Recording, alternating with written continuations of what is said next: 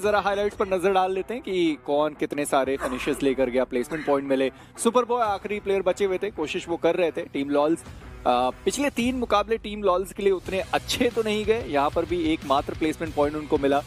और clutch God के grenades और मोलोटॉव जिस तरीके से उन्होंने जेनेसिस को रोका है, और हमेशा हम बात करते हैं ना कि क्लच गॉड वर्सेस शैडो, ये एक फाइट थी जो देखने में बहुत ज्यादा मजेदार थी, क्योंकि कभी वो हिस्सा हुआ करते थे, अब अलग हैं, एक दूसरे के प्रतिद्वंदी हैं, और बढ़िया मुकाबला यहाँ पर चल ही रहा है। पर टीम जेनेसिस वो भी फंस गए थे, बहुत ज्यादा ओपन में फंस गए। 10 फिनिशेस बहुत आसानी से मिल चुके हैं और लीजिए ये 12वां भी।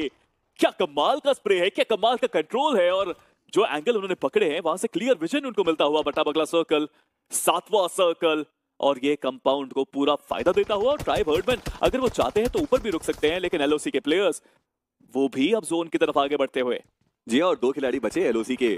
भले उन्होंने फिनिश मात्र 1 निकाला, लेकिन वो और भी ज्यादा अंक लेकर के जा सकते हैं। और पोक उन्होंने शुरुआत कर दी, उन्होंने रिमोर्सलेस के एक प्लेयर को डाउन किया और पोक अकेले ही आगे बढ़ते हुए नजर आ रहे हैं। आप कॉन्फिडेंस देखिए इस टीम का, क्या वो फिनिश सिक्योर कर पाएंगे वो देखने वाली बात।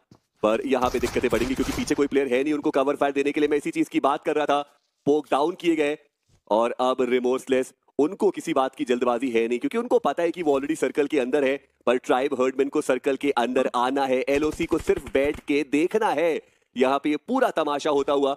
और उनको पता है कि प्लेसमेंट के एक्स्ट्रा पॉइंट्स उनको मिल सकते हैं, और वैसे भी मैन डिसएडवांटेज उनके पास मौजूद है, तो वो ज्यादा फाइट्स के लिए जा भी नहीं सकते। बट ट्राइब हर्डमैन ये मुझे लगता है गलती कर दी, देरी कर दी रोटेशन में। जी हाँ, अब ऊपर थे तो नीचे तो आना ही पड़ेगा सर्कल के अंदर। हालांकि ऊपर भी एक जगह थी छोटी सी उस पुराने सर्कल के अंदर, लेकिन अब स्टेज 8 में नीचे कूदने के लिए गाड़ियां तक नहीं है उनके पास। वहां से कूदना बहुत मुश्किल। अगर पीछे गाड़ी है, उनके पास एक गाड़ी है जिसके साथ वो नीचे तक का सफर तय कर सकते हैं। बट ओपन में जैसे ही वो आएंगे शॉट्स भी उनके ऊपर आ सकते हैं। एक रिस्की मूव, ऑलरेडी शॉट्स आने शुरू हो गए। एक प्लेयर तो ऊपर ही नॉक, दूसरा प्लेयर अभी भी गाड़ी के अंदर, और वो नीचे तक पहुंचे तो सही, बट जमीन पे पैर छूने से पहले उनका भी सफाया हमने देखा।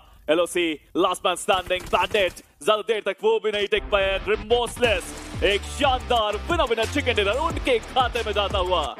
चलिए एमवीपी की तरफ यहाँ पे चलते हैं। 5 फिनिशेस निकाले ब्लिट्स ने, और जैसा मैं कह रहा था, एज अ कास्टर कभी कभी कुछ प्लेस होते हैं जो आपको बहुत प्रभावित करते हैं। एंड 4x M4 के साथ वो एक टेक्निक होती है बर्स्ट करने की, राइट? एंड इन्होंने वो टेक्निक पूरी तरह से दिखाई यहाँ पे। हर्डमैन के एक और खिलाड़ी पोक हमें देखने को मिल जाएंगे 3 के साथ। रिवर्स एक्स यहाँ पे मौजूद है, 3 उनके पास भी रहेंगे।